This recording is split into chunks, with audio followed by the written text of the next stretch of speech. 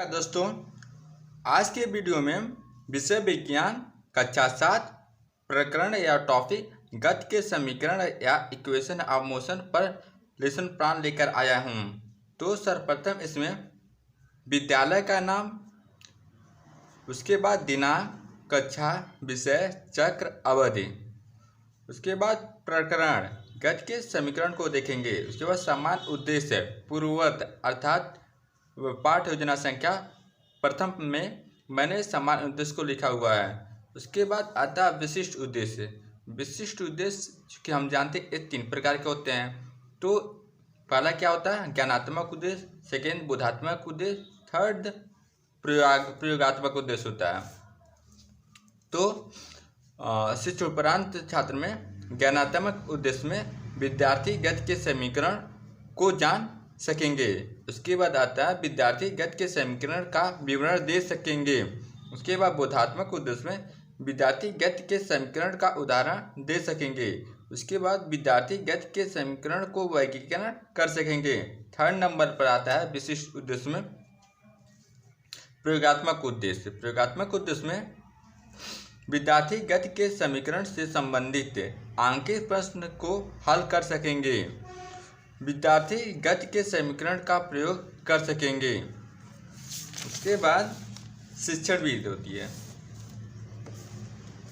शिक्षण विधि में प्रश्नोत्तर विधि और स्पष्टीकरण विधि यहाँ पर हम देखेंगे। उसके बाद आता है सहायक सामग्री। सहायक सामग्री में रेखाचित्र, मॉडल तथा अन्य कक्षापयोगी शिक्षण सहायक सामग्री। उसके बाद पूर्व ज्ञान आता है। पूर्व ज्ञान में विद्यार्थी गति के राशियों के बारे में समान जानकारी रखते हैं। इसके बाद आता है प्रस्तावना प्रश्न। और हाँ, यहाँ पर प्रस्तावना प्रश्न यह हमेशा एग्जामिनर या परीक्षक के द्वारा पूछा जाता है कि यहाँ पर हम प्रस्तावना प्रश्न क्यों प्रयोग करते हैं। तो हम बताएंगे प्रस्तावना प्रश्न के द्वारा पूर्व ज्ञान का पता लगाने के लिए अर्थात छात्रों में पूर्व ज्ञान का पता लगाने के लिए किया जाता है। उसके बाद सेकेंड स्टेप पर बता सकते हैं कि यहाँ पे प्रस्तावना प्रश्न सरल तरीके से प्रकरण को ज्ञात करने के लिए किया जाता है। उसके बाद आता है क्रम संख्या, छात्राध्यापक क्रिया, छात्र क्रिया। तो क्रम संख्या फर्स्ट में छात्राध्यापक क्रिया में छात्राध्यापक बच्चों से प्रश्न करेंगे कि प्रश्न किसी भी वस्तु का वेग स्थिर नहीं रहता है। वस्तु किसी क्षण अधिक वेग से गति करता है और कभी कम वेग से गति करती है, तो इसे क्या कहते हैं? तो छात्र क्रिया में छात्र रिस्पांस देंगे, त्वरण करते हैं। उसके बाद पुनः त्वरण से ही प्रश्न उठाएंगे। सेकेंड स्टेप पे प्रश्न त्वरण से क्या समझते हैं? तो छात्र क्रिया में छात्र रिस्पांस देंगे या उत्तर देंगे, वस्तु में वेग परिवर्तन की दर को उस वस्तु का त्वरण कहते हैं। उसके बाद छात्राध्यापक क्रिया में छात्राध्यापक बच्चों से प्रश्न करेंगे कि वेग या गति के कितने समीकरण होते हैं? तो छात्र रिस्पांस देंगे 3 होते हैं। उसके बाद फोर्थ स्टेप पर आएगा छात्राध्यापक क्रिया में छात्राध्यापक बच्चों से प्रश्न करेंगे कौन कौन से होते हैं। तो यहाँ पर हमारा समस्यात्मक प्रश्न निकल आता है। उसके बाद आता है उद्देश्य कथन। उद्देश्य कथन में बच्चों आज हम गति के समीकरण के बारे में विस्तृत अध्ययन करेंगे।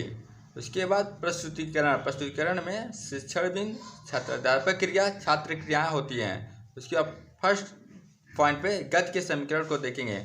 छात्राध्यापक क्रिया में छात्राध्यापक बच्चों से प्रश्न करेंगे कि प्रश्न गति के समीकरण कौन कौन से होते हैं। तो यहाँ पर छात्र क्रिया में मौन रहते हैं, निरुत्तर देते हैं अर्थात उत्तर नहीं दे पाते हैं और छात्राध्यापक की बातों को ध्यान से सुनते हैं। उसके बाद छात्राध्यापक क्रिया में छात्राध्यापक स्पष्टीकरण देंगे कि माना कि किसी गतिशील वस्तु का प्रारंभिक वेग u तथा त्वरण a है। सेकेंड t में दूरी चलने के पश्चात वस्तु का अंतिम वेग हो जाता है, तब 1 सेकेंड में वस्तु का वेग में वृद्धि इक्वल 1 होगी। ये यहाँ पर त्वरण है। उसके बाद प्रश्न छात्राध्यापक क्रिया में पुनः छात्राध्यापक बच्चों से प्रश्न करेंगे छात्रों t सेकेंड में वस्तु के वेग में कितनी वृद्धि होगी। तो छात्र रिस्पांस देंगे उत्तर a क्रॉस t।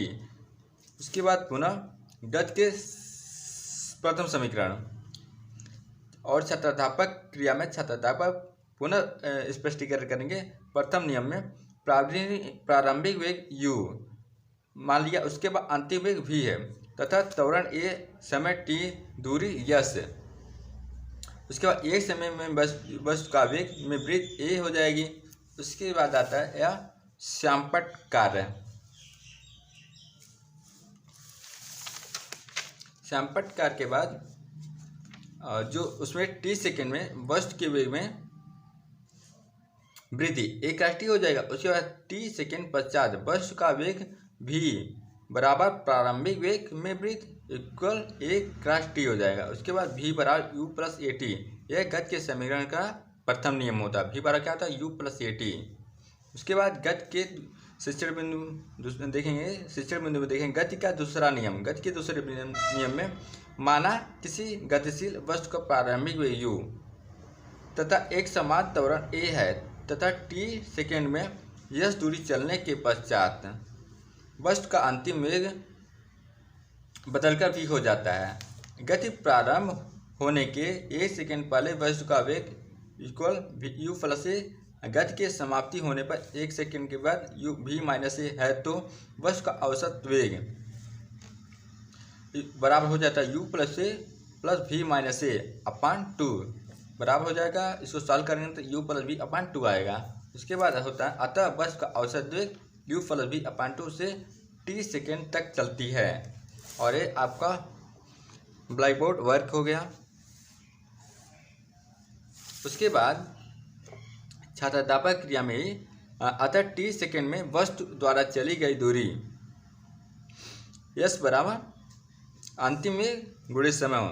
उसके बाद s बराबर u प्लस v अपान 2 अंतिम वेग और क्रॉस t, समय को t से डिनोट कर दिया। उसके बाद आता है u plus at cross t अपान 2। उसके बाद इसको सॉल्व करेंगे तो हमारा वैल्यू s बराबर ut plus half at square हो जाएगा। यह गति का दूसरा नियम है।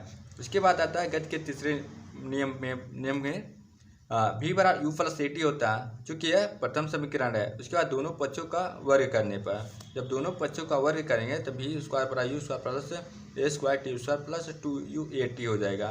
उसके बाद v स्क्वायर बराबर u square plus 2a u, इसको सॉल्व u की वैल्यू यहाँ पर पुट करेंगे तो ut plus half at square हो जाएगा।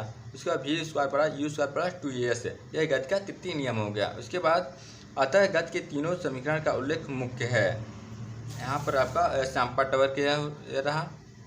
उसके बाद आता है मूल्यांकन प्रश्न। मूल्यांकन प्रश्न में प्रथम गति के नियम समीकरण नियम कितने प्रकार के होते हैं। उसके बाद आता है सेकंड में गति के प्रथम समीकरण को समझाइए। उसके बाद आता है श्यामपट्ट सारांश। श्यामपट्ट सारांश के प्रश्न में प्रथम गति के द्वितीय नियम को समझाइए। उसमें गति के तृतीय नियम को समझाइए। उसके बाद निरीक्षण कार्य में जब छात्र श्यामपट्ट कार्य कॉपी में उतार रहे होते हैं तो छात्राध्यापक कक्षा में घूम घूमकर कॉपी का निरीक्षण करेंगे और छात्र के व्यक्तिगत समस्याओं को दूर करेंगे। इसके बाद आता है पुनरावृत्ति के प्रश्न। पुनरावृत्ति के प्रश्न प्रथम नंबर पर गति के समीकरण नियम का सूत्र लिखो। उसके बाद गति के तृतीय नियम का सूत्र लिखो। उसके बाद गृह कार्य के प्रश्न में प्रथम त्वरण किसे कहते हैं। उसके बाद गति के तीनों समीकरण का सूत्र संक्षिप्त व्याख्या करें। उसके बाद आता है हस्ताक्षर छात्राध्यापक का। उसके बाद हस्ताक्षर पर्यवेक्षक का। अतः अगर यह वीडियो अच्छा लगा हो तो लाइक एंड शेयर जरूर कीजिएगा।